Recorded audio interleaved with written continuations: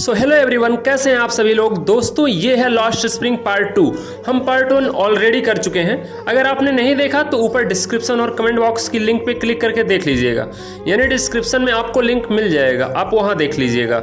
आइए स्टार्ट करते हैं लॉस्ट स्प्रिंग चैप्टर का पार्ट 2। इस पार्ट का नाम है I want to drive a car. Let's start. Madam मैं एक कार चलाना चाहता हूँ। मैं एक मोटर मैकेनिक बनूंगा। क्या तुम कार के बारे में कुछ जानते भी हो? नहीं, जानता तो कुछ भी नहीं हूं, पर सीख लूंगा। मुकेश की आंखों में दिखता है ये सपना। ऐसा लगता है मानो फिरोजाबाद की गलियों में कहीं धूल खाएगी। फिरोजाबाद में हर दूसरा परिवार चूड़ी बनाने के काम में लगा हुआ है। यह भारत का ग्लास प्लेइंग इंडस्ट्री का सेंटर कहलाता है। फिरोजाबाद की हर गलियों में आपको चूड़ी बनाने वाले लोग मिल जाएंगे। मुकेश का परिवार भी उनमें से एक है। यहाँ पर छोटे छोटे बच्चे हाई टेम्परेचर में काम करते हैं। यहाँ फिरोजाबाद में ये बात किसी को नहीं पता होगा कैसे हाई टेम्परेचर में काम करना बच्चों से भारत में गैर कानूनी काम है। अगर यह कानून यहाँ लागू कर दिया जाए तो कम से कम 20,000 से ज़्यादा बच्चे निकलेंगे इन गर्म भट्टियों से। यह बच्चे दिन भर गर्मी में काम करते हैं और एक समय पर अपनी आंखों की चमक भी गंवा बैठते हैं। तुम कहाँ रहते हो? मैं यहीं रहता हूँ, यहीं हमारा घर है। चलो आओ कभी हमारे घर पे। जब मैं उसके साथ उसके घर पर जा रही होती हूँ तो मुझे बहुत गंदी नालियाँ, गंदी गलियाँ, कूड़ा कचरा, जानवर ऐसे ही दिखाई देते हैं। जब मैं उसके घर पहुँचती हूँ तब मुझे कुछ ऐसा एहसास होता है कि घर नाम की कोई चीज़ ही नहीं है। बस कुछ दीवारें खड़ी कर रखी हैं और चारों तरफ धुआं ही धुआं है। जानवर और इंसान यहाँ साथ साथ रहते हैं। दरवाजे भी ढीले हो रखे हैं और यहाँ कोई खिड़की भी नहीं है। मैं उसके घर को देखती हूँ तो मुझे एहसास होता है कि बहुत ही गंदी सी जगह में आ गई हूँ।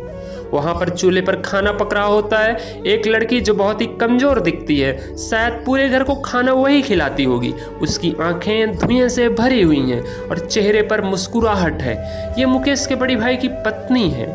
ये भी चूल्हे पे खाना बना रही है। पूरे परिवार में ये अकेली महिला है जो अपने पति मुकेश और उसके पिता की देखभाल करती है। मुकेश के पापा ने बड़ी मेहनत कर यह टूटा फूटा घर बनाया। जो पहले दर्जी का काम करते थे, लेकिन आखिरकार वो उसी काम पर आ गए जो काम उनको आता था। वो काम क्या था? वो काम था चूड़ी बनाने का। ये हमारा कर्म है, हमारा भाग्य है। आप कौन? मैं मुकेश की दादी। मैंने अपने पति को वक्त के साथ अंधा होते हुए देखा है। हम चूड़ी बनाने वाली जाति में पैदा हुए हैं। हम इस परंपरा को नहीं तोड़ सकते। आप घर के अंदर, घर के बाहर, आंगन में, फिरोजाबाद की हर गलियों में सिर्फ और सिर्फ यही काम देखेंगे मेम साहब। हाई टेम्परेचर में काम करने की वजह से यहाँ के युवाओं की आंखें समय पर खराब हो जाती हैं। सविता, जिसने एक गुलाबी कलर की पोशाक पहनी हुई है, जो बहुत ही छोटी सी लड़की है और चूड़ी बनाने का काम कर रही है। यार, इसे तो पता भी नहीं होगा कि कितनी भारी चीज बना रही है।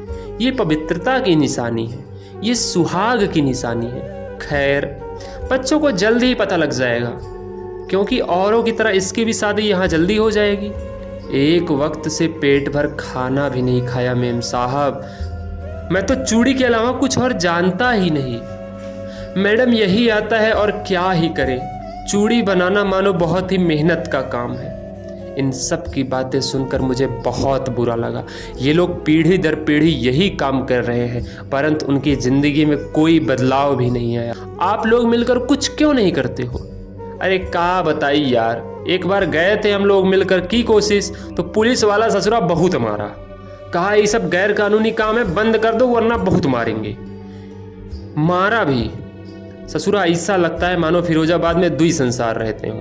एक जो गरीबी के दलदल में फंसे हुए हैं, जाति कलंक के नीचे दबे हुए हैं। दूसरा साहूकार, दलाल, पुलिस वाले, कानून के रखवाले, कानून वाले, ये सब मिलकर इन गरीब लोगों को अपने जाल में फंसाए हुए हैं। और ये गरीब लोग चाह कर भी इससे बाहर नहीं निकल सकते हैं। शायद इसी को विशियस सर्कल कहा जाता है।